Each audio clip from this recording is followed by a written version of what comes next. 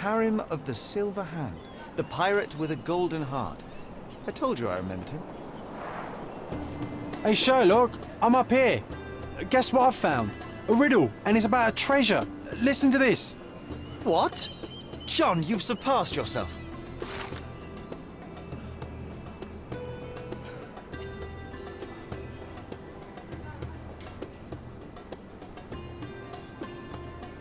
Come on, Sherry. This is just like the old days. Sherlock and John on a pirate's treasure adventure.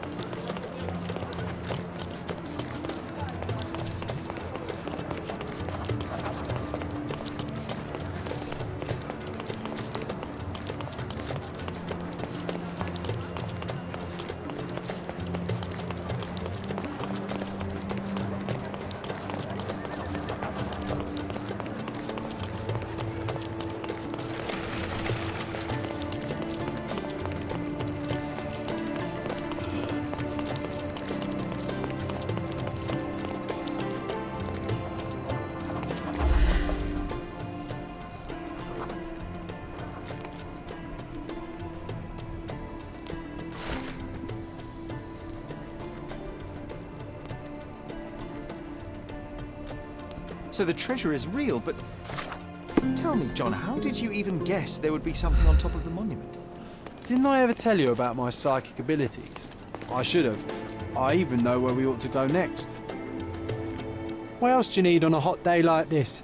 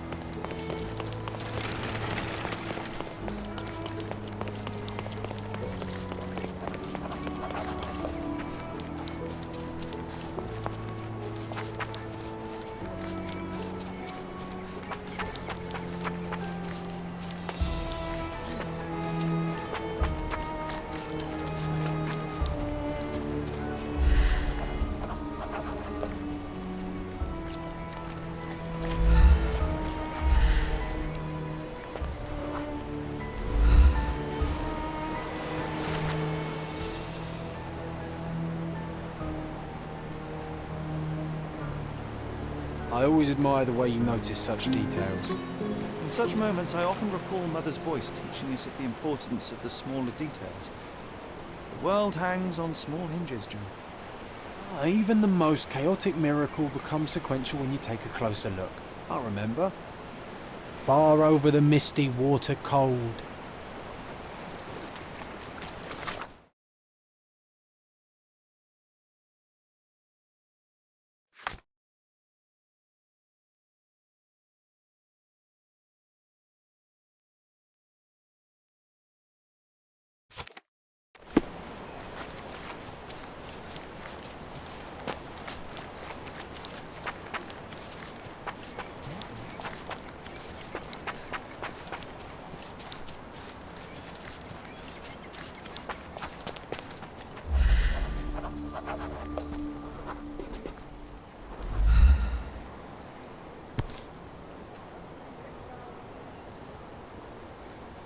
Wait, what? Is this Mother's magnifying glass? How did it end up here? What happened? Sherry, you really need to learn to let miracles happen. The whole world is one big, unresolved, chaotic miracle. But they will become sequential if you take a closer look. I do remember what Mother told us, but that explains nothing. Just let things happen, all right? Besides, this little miracle will look perfect in our manor, don't you think?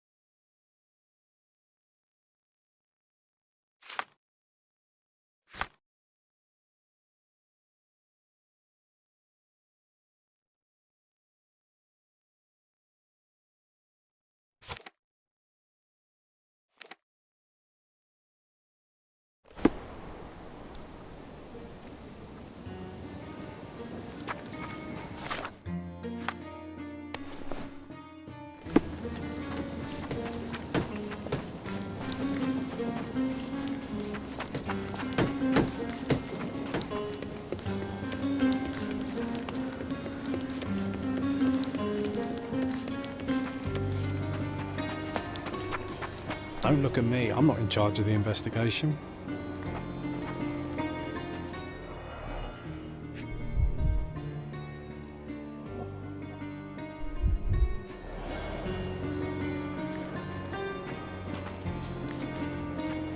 Help me, please. Workers help each other. I'll guide you.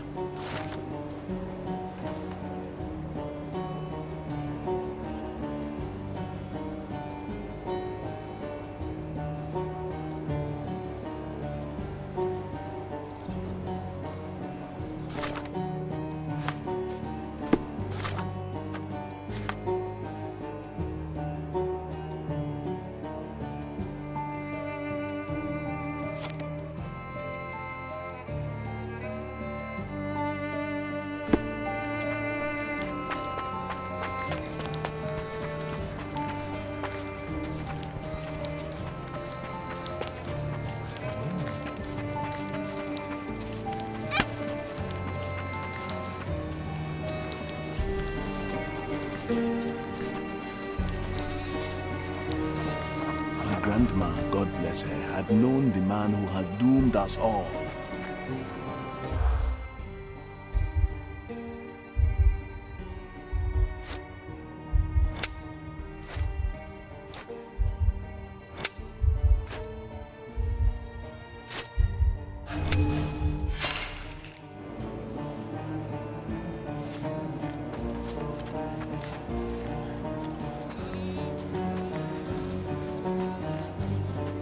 My grandma, God bless her.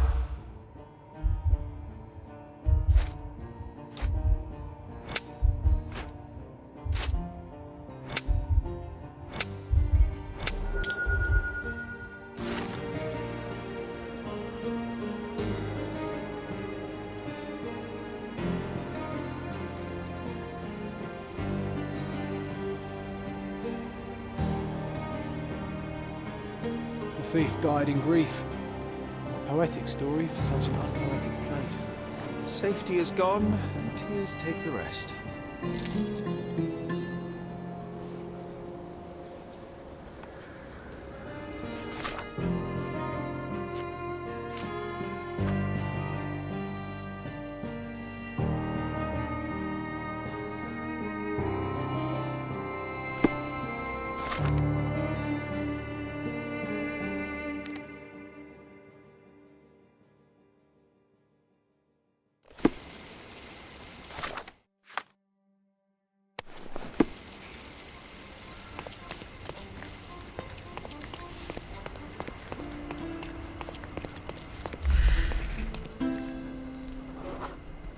A large crowd gathered.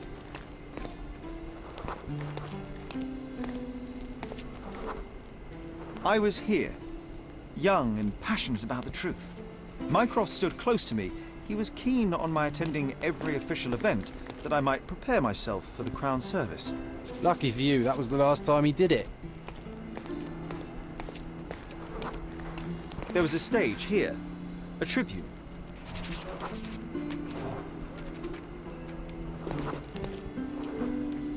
The governor gave his speech there. He was lying through his teeth and nobody noticed, or didn't want to, but I noticed. I was extremely irritated by his lies. I shouted my opinions very loudly for everyone to hear. The crowd went wild.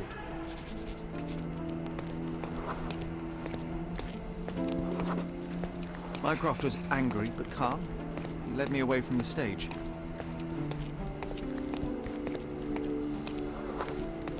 He told me that I should keep my mouth shut, and that silence is golden. I couldn't stand for that. Behold, Sherlock Holmes's famous adherence to justice was born here.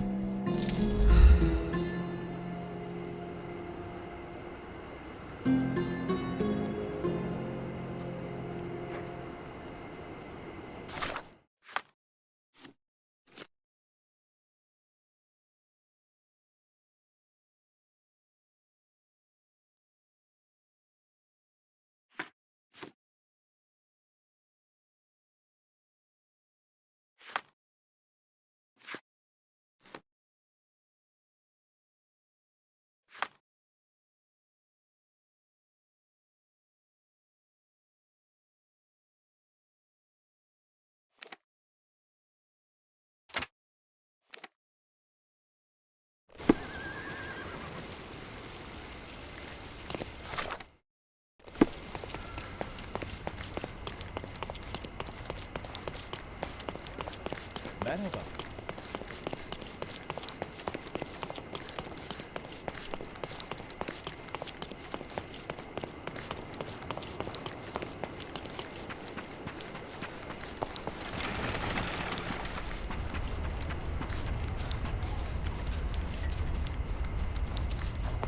Does this poster truly claim that Cordona has a ghost?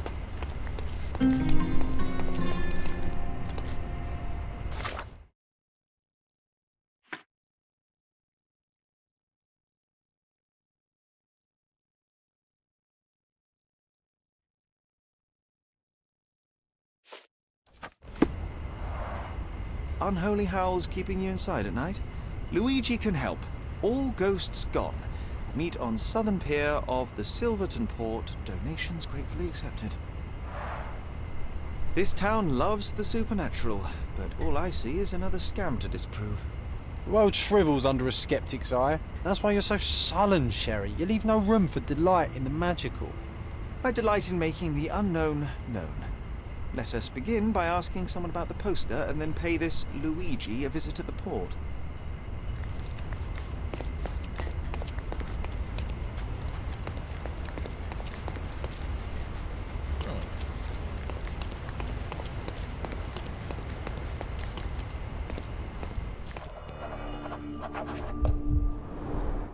Not much brandy was spilled when the bottle broke. Someone had drunk most of it already. Not enough blood for a murder, but plenty to suggest fists were flying in a collie shangles. I wonder if Luigi made it himself. I reckon the ghost is responsible for all this mess. Don't jump to conclusions. Until we locate any evidence to the contrary, we shall continue to exclude the supernatural. Let me concentrate, John.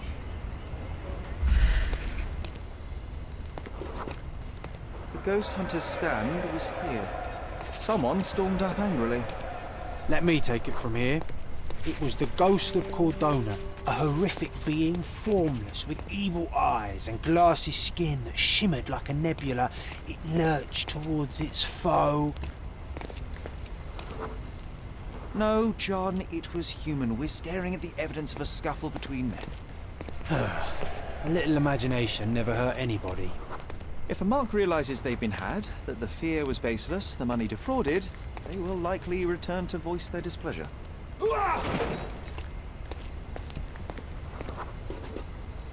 And thus Luigi took a beating. Fools should have at least moved locations between scams. After the attack, he fled bloodied and bruised.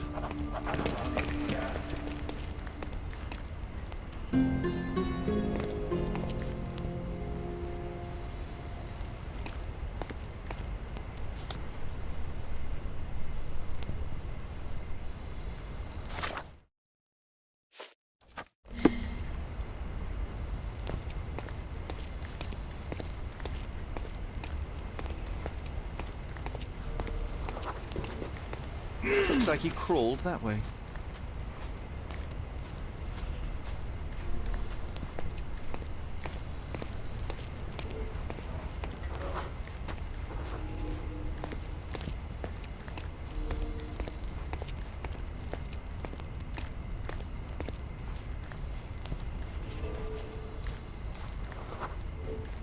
The empty bottle suggested intoxication. This vomit confirms it. Well, if you were tailing supernatural creatures for a living, wouldn't you start drinking? Thanks to you, I am often forced to tail the supernatural, and yet I'm still sober. Mostly. There's a bottle missing. After expelling all the alcohol from his stomach, it seemed he was compelled to replenish it. Perhaps because booze eases the pain of his lonely and dangerous life as a ghost hunter. You need to stop reading the Penny Dreadfuls.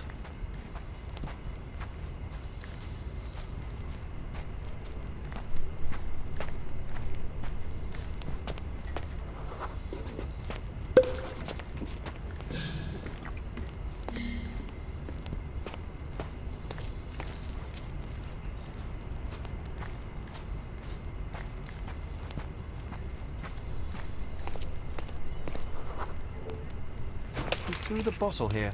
I think we must be near his hideout. Maybe we just leave, Sherry. There is no need to disturb the ghost hunter from his beauty sleep.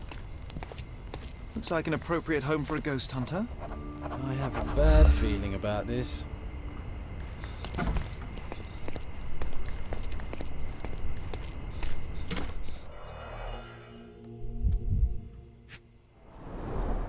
So this is where all the money was going.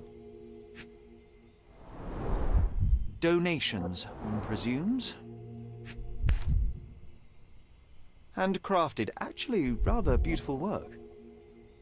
An eerie and unsettling sound. The painter definitely has an aesthetic. So you see, John, nothing supernatural, just a drunken lowlife fooling superstitious sailors for a living. You can't argue with the truth. The truth will out no matter what one does. You can embellish it all you like, but you're just delaying the inevitable. Well, he can delay it no more. After what happened at the port, this scam won't work again.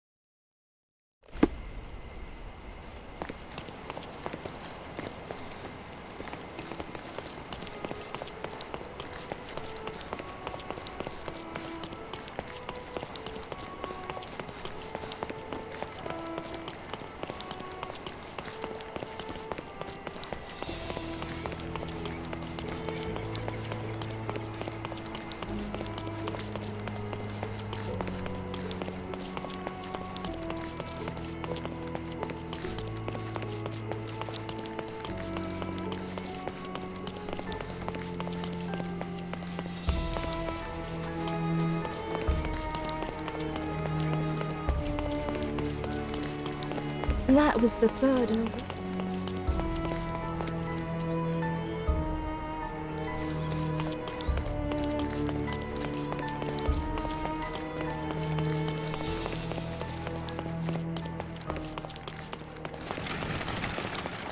Look, the cutest thing you'll see all day. Hamlet staged by children.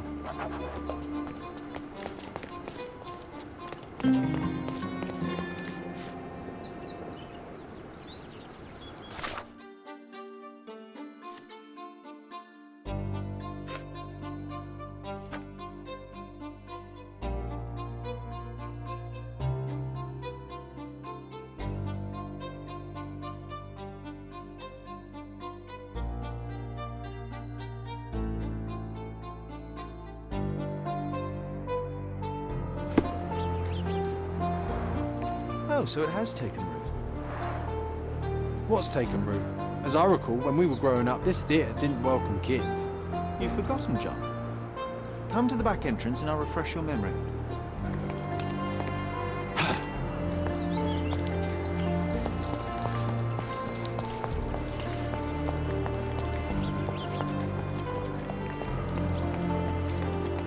I still see nothing.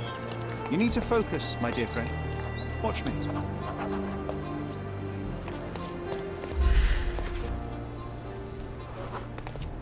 Here was our glorious stage. Ring any bells? Ah, we don't need to dwell on the past, Sherry.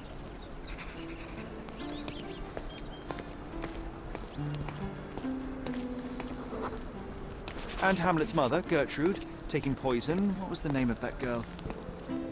Oh, Georgina, of course. She was our neighbour. Oh, I remember her. She liked you.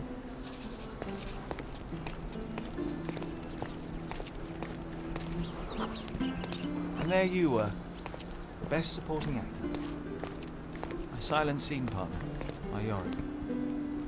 Your presence inspired me and brought me to tears. Yeah, it hurt to know that's all I could be. Inspiration. I couldn't even play the king's ghost. How's that for irony? To be or not to be? Indeed. I know why you wanted to forget. The show forced you to confront your limits, except no one else would ever see you but me. Why do you think I cried?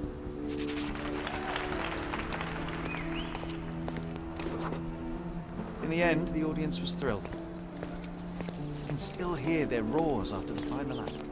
You were so pleased with yourself when the theatre director came down to admire your work.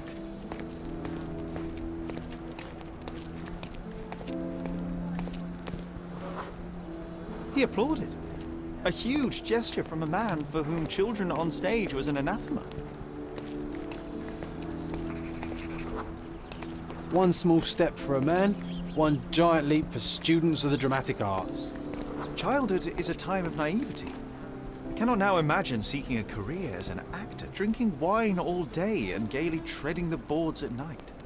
Yet you often pretend to be someone else in your search for the truth. You can't act like this side of you disappeared completely. Quite. This, above all, to thine own self be true.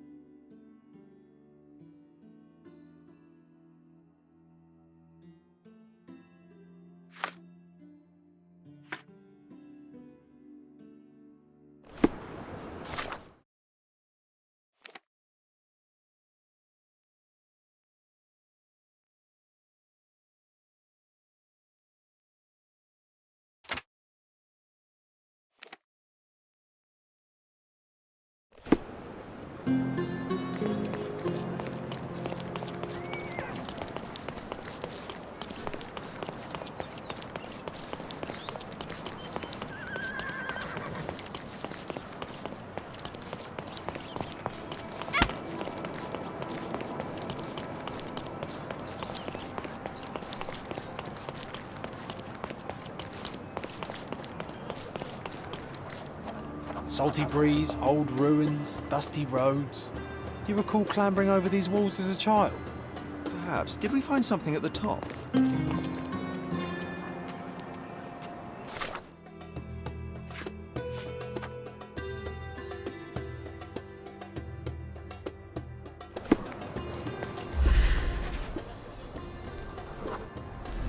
Ah, it was an old skull.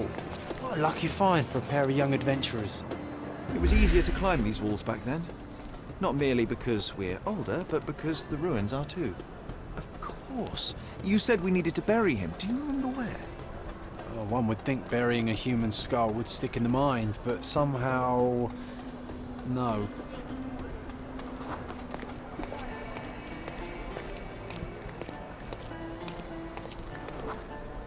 An old man was standing here as we passed. Oh yes, I remember his face as we flew by with a skull in our hands. He looked as shocked as our grisly companion.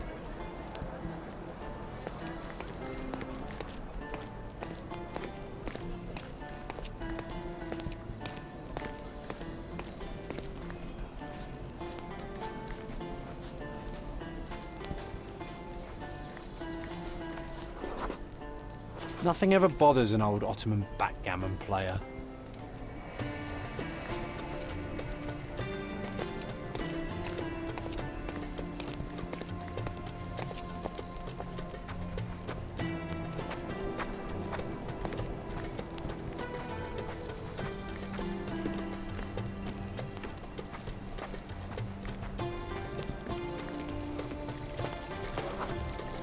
This wasn't the right place for a funeral.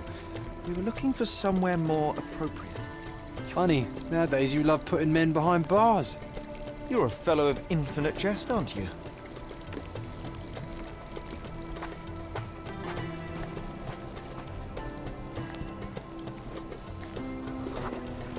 The water level was higher back then. I remember swimming through this mire while trying not to breathe in the horrible odour. I remember swimming through this mire while trying not to breathe in the horrible odour.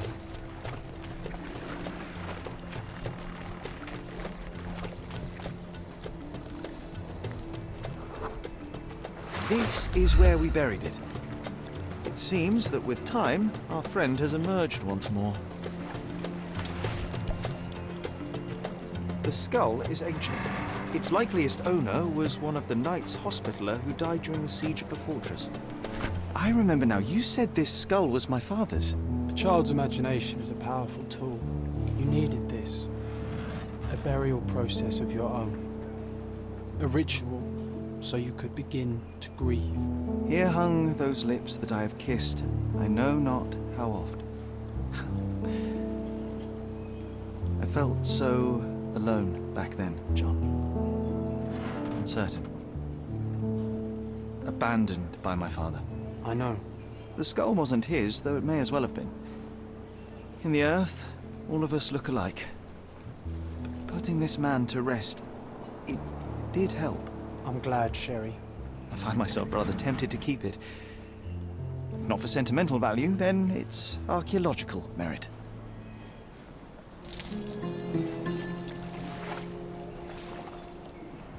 Sherry, I think we're getting the hang of this.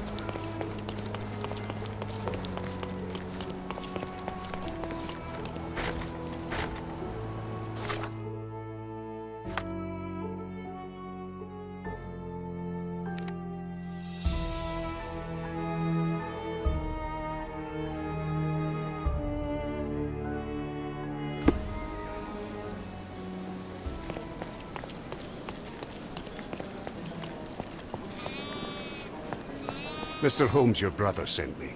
Oh, terrific. Let me guess. A mission of global importance, a nation forever in my debt? Let's get this over with. I see the Holmes demeanor is genetic. Well then, this island is home to a seemingly innocuous astronomy professor named Jacob Haring.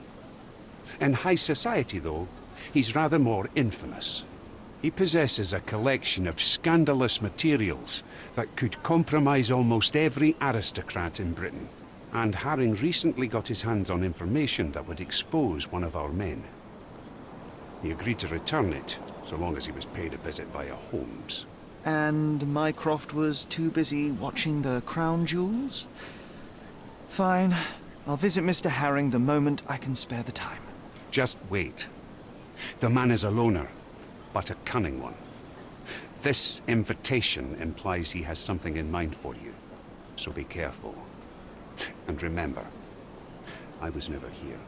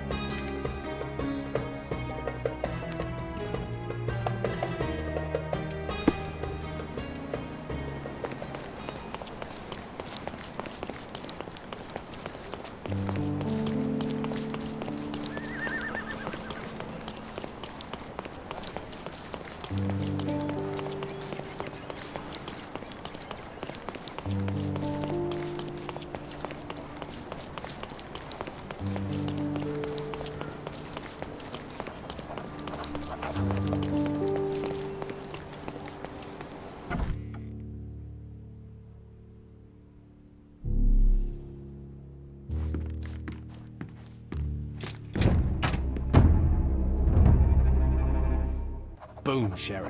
I found a corpse. Don't you think it's strange we always end up in situations like this? Seek, and ye shall find. Pheasant feathers. They're rare here. It would not be easy to cut this hat in two. Whoever is responsible is a master of their craft.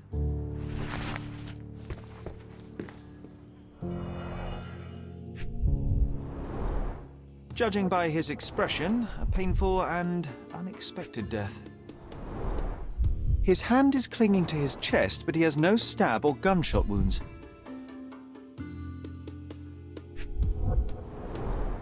Pattern 1796 light cavalry saber. It looks like he died of natural causes, but something doesn't add up.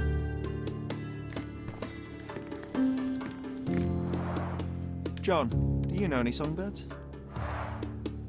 Oh, I don't know. Partridges, birds of paradise, chickens. Okay, I might just be hungry. Old, but still deadly. 2 sabers used to be mounted here.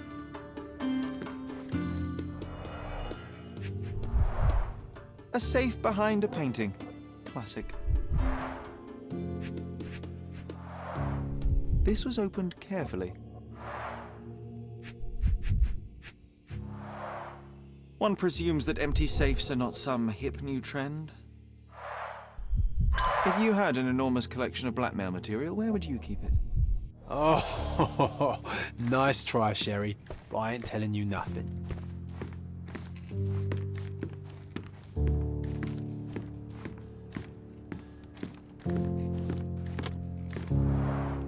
The clock's hands aren't moving.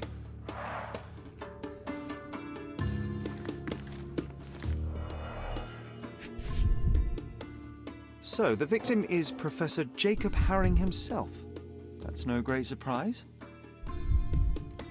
London Fencing Club, 1876.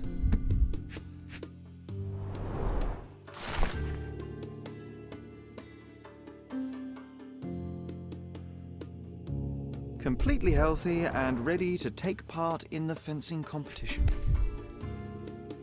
A man with a plan. Admittedly, not a great plan if you write on paper exactly when you will do your illegal business, but a plan nonetheless.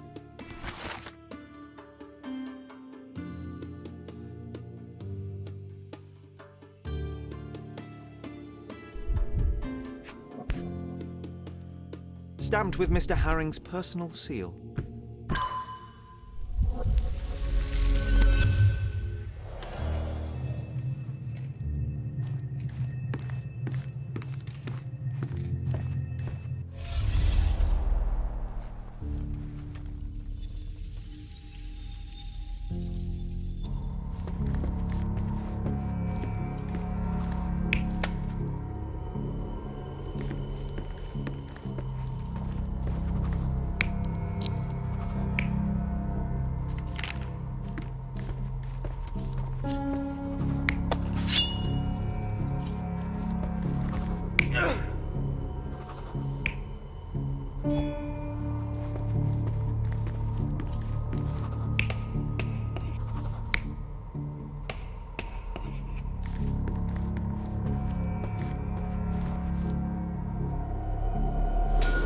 Mr. Herring was not one to deviate from his plans, and yet, on this day, he only managed to answer his mail and never did get to repair the clock.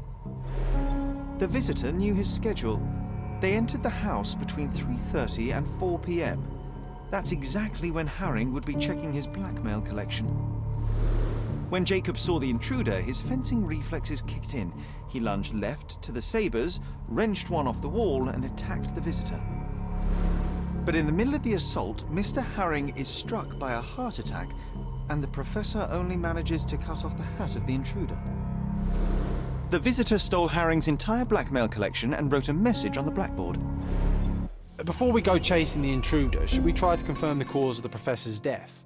I'd hate for him to be a red herring.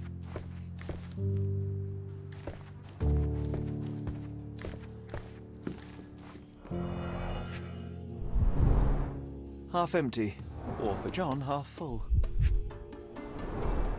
A strong, rotten smell, uncharacteristic for tea.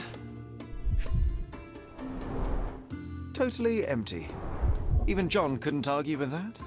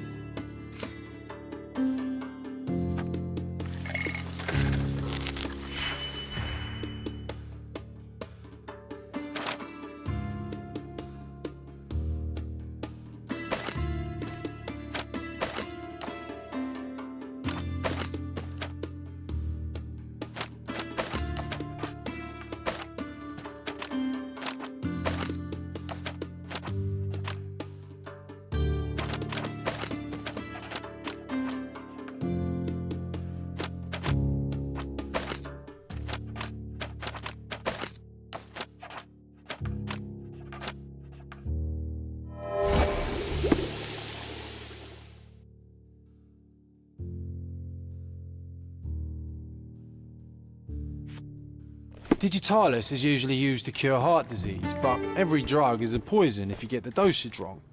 Or right, if that's your goal.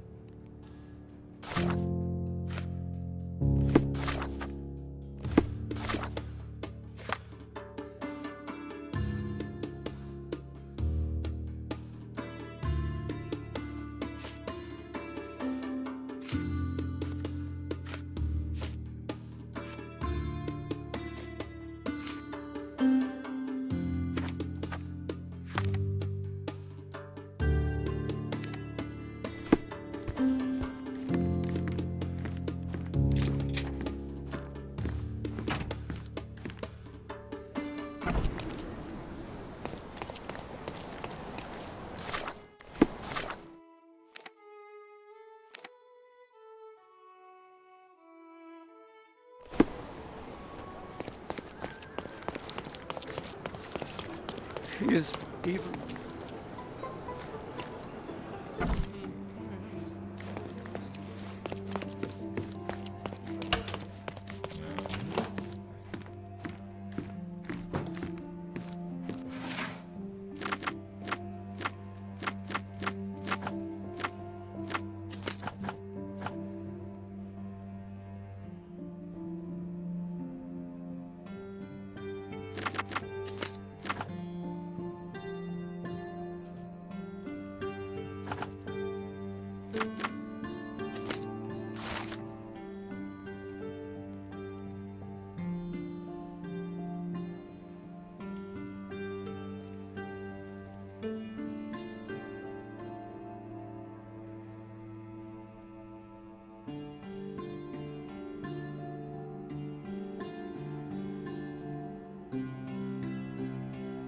Seems like we have fun neighbours, eh, Sherry? We should introduce ourselves.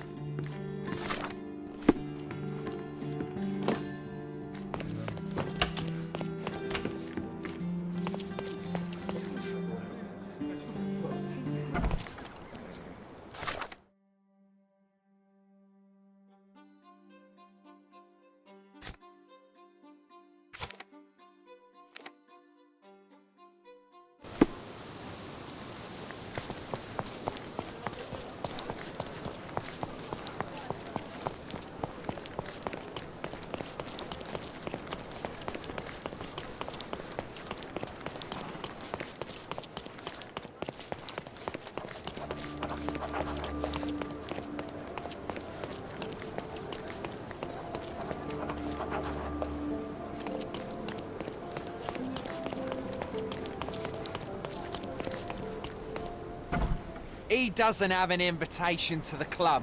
Get him, boys!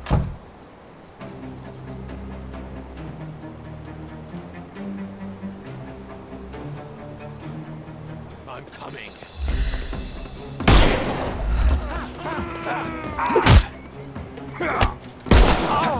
Ow! Take a rest, my friend.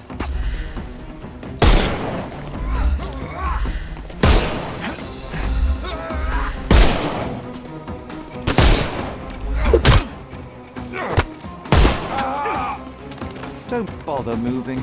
You've lost.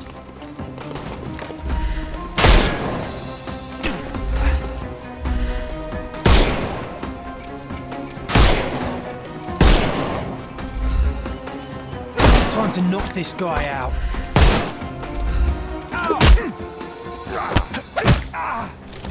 No more crime for you. The snuff's ready. He's all yours now. Go for it.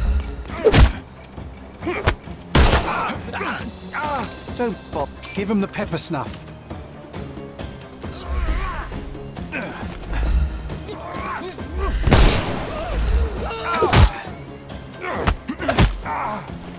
Take a rest, my... The snuff's ready.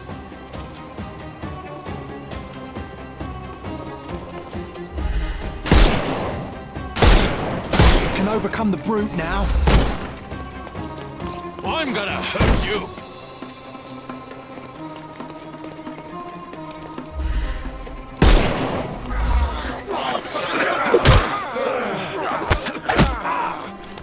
No more crime for you. Give him the pepper snuff. Time to knock this guy.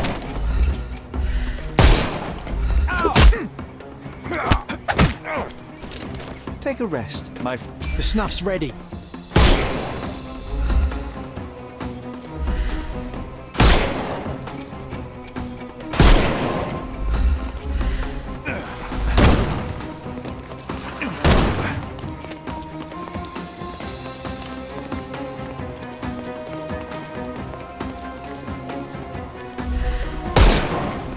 I will end you.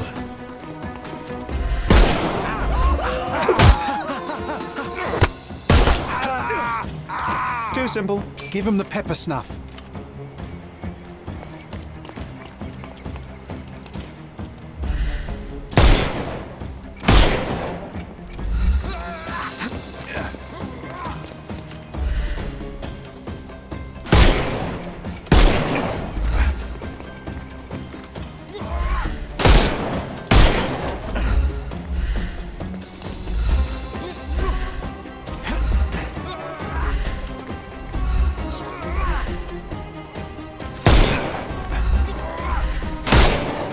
You can overcome the brute now.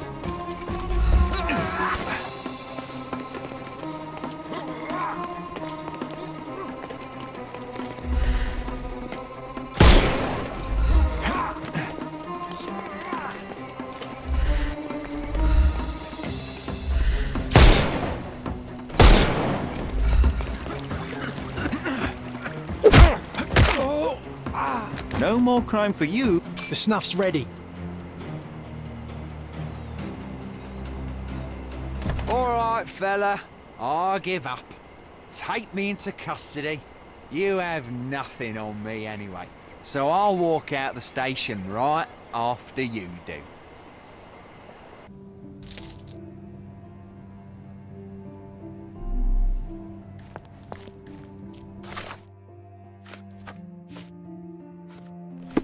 Excellent job catching this crook, sir. His name is Lucky Joe, and as it happens, someone with influence was after him too. You did them a favour. I just solved the mystery, officer. If a criminal appears in my path, it merely affirms my deductions are sound. Either way, you'll be pleased to know that an anonymous tip has fingered Lucky Joe as being involved in the murder of a famous professor. We have photographs and witness statements. Not so Lucky Joe is headed straight to the gallows. Someone served him to us on a silver platter. Interesting. Well, as a vital ally in the arrest of a wanted murderer, you couldn't possibly object to me interviewing him. Well, vital? Yes, no, of course. Go ahead. Looks like those little birdies won't sing for a while, Sherry. You, haven't you made my day bad enough? Get out! The police received an anonymous tip. Someone saw you entering Professor Jacob Haring's house. They have photos. You're in trouble. I didn't even touch the old fool. This whole business was a setup from the beginning. You broke into the house at the exact time Jacob Haring had his safe open and his collection of blackmail materials out. Perfect timing to steal the lot. Ah, that's circumstantial at best. Alas, the professor turned out to be less feeble than you expected. He pulled a saber from the wall and nearly took your head off. But lo, the vigor evaporated, and all at once he fell to the floor, grasping his chest as if his heart itself had given up. That's exactly what happened. And that's why I'll be out of this reeking cell by morning, once the coroner has done his business. Unlikely. You claim somebody set you up.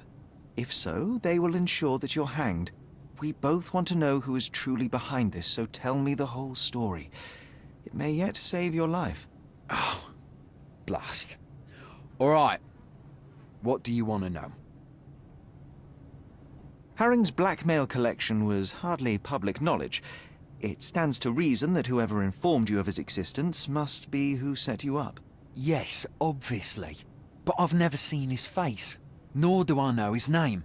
I received a note at El Palazzo de Lusso that gave me the address of Jacob Haring. It was signed with one letter, M. I cannot believe such an established gang leader would personally engage in burglary simply because he received a letter. It was not just a letter. I received something else with the note. A file. On me. And a bloody detailed one at that. I'm not sure if it was from Haring's own collection, but it contained things that could bury me and the entire damn Robbins. I burned the file in a heartbeat, but the note warned of others like it in Haring's safe. I needed to retrieve them, and got lucky. Lucky? Why? The note said that by being there at a very precise time, I'd find that safe opened. And it was right. So you broke into Professor Haring's study and stole the blackmail materials. What did you do with them? Do you like jokes? My humour tends toward the dry and bitter. Then you will love this one. As I fled Haring's place with the documents, a pickpocket snatched the folder from me on the street. I was played from the beginning, beaten at my own game.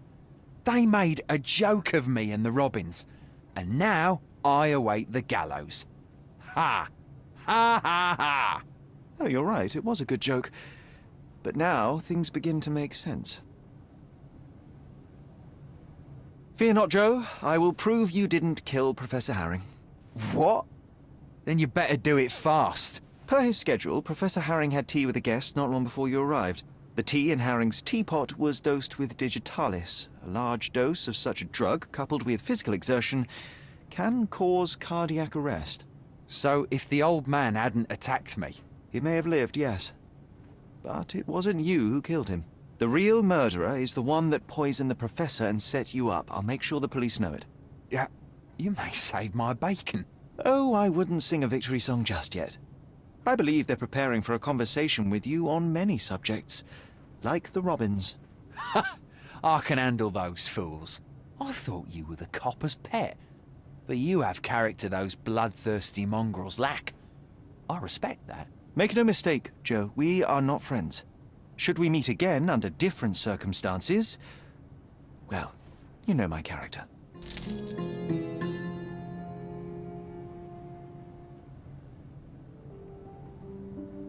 Hey you, mutton shunter.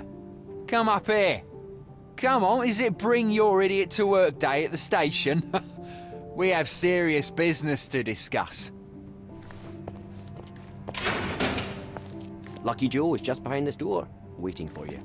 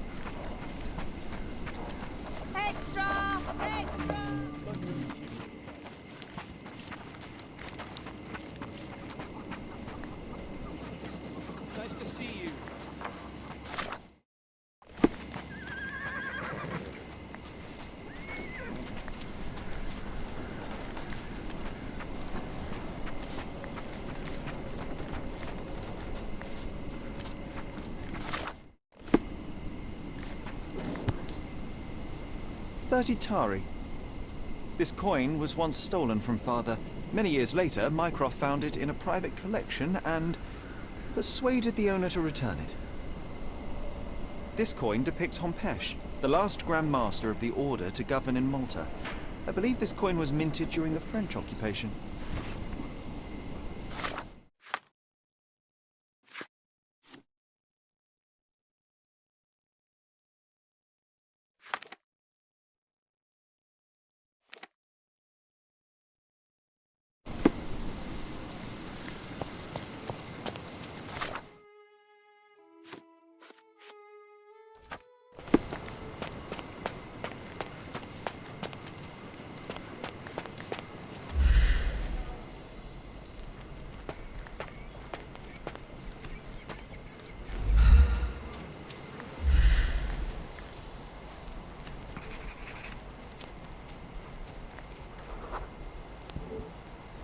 Ah yes, we were sword fighting in this very spot. And that time I was the winner. So, as your victory prize, you asked me to fulfill a wish. I remember we did something the very next night, John, but what was it?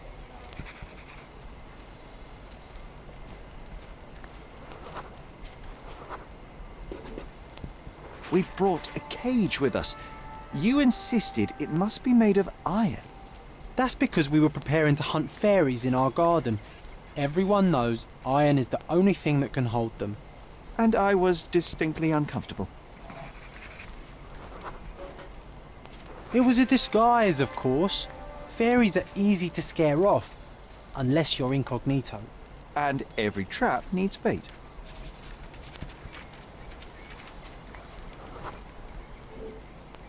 We brought honey and a glass of warm milk.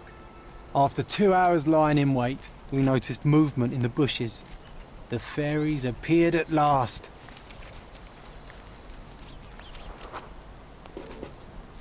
No, it was just Isolde the pig. She was lured by the smell of honey and milk, and ate every last drop. Isolde belonged to Mr. Sim in Miner's End and escaped regularly. At least twice a month we would see him searching for her all over the island.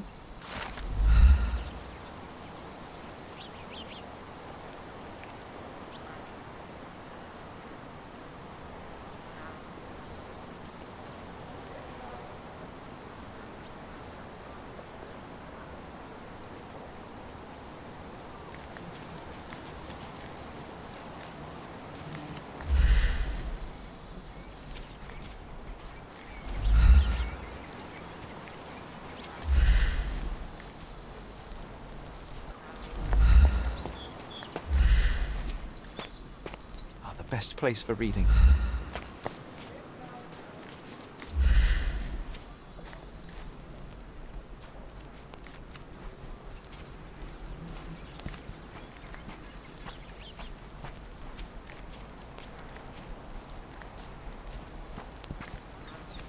My mother liked the story of David and Goliath.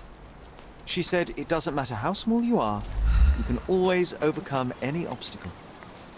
I imagine Goliath was surprised to find out his lady was not real.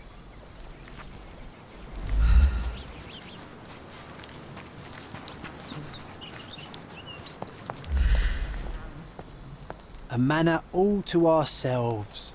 Can you believe it, Sherry? I have so many ideas.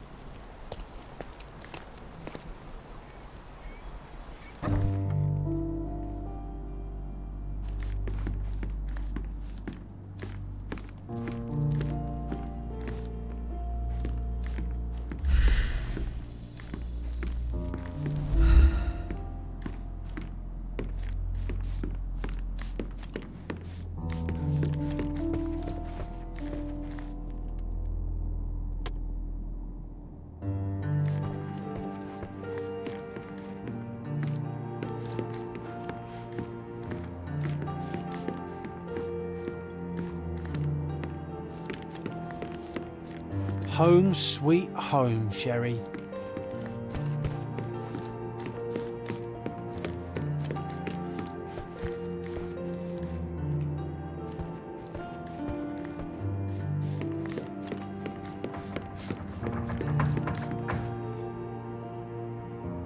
To be or not to be, that is the question, whether 'tis nobler in the mind to suffer the slings and arrows of outrageous fortune.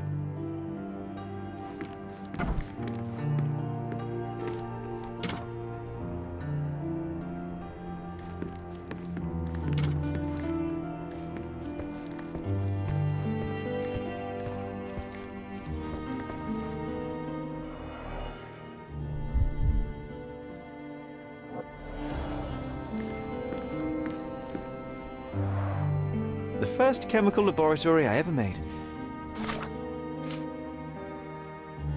I almost miss its elegant simplicity. I will need a proper outfit to match this.